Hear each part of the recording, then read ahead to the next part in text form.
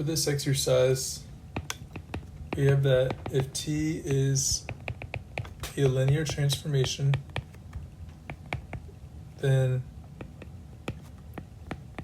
for any P, Q is an element of P sub 3, and any K is an element of R space. It satisfies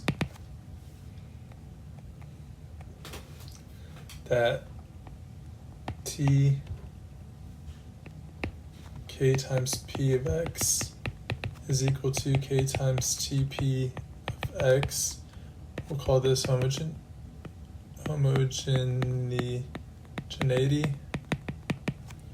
and T P plus Q X equals T P X plus T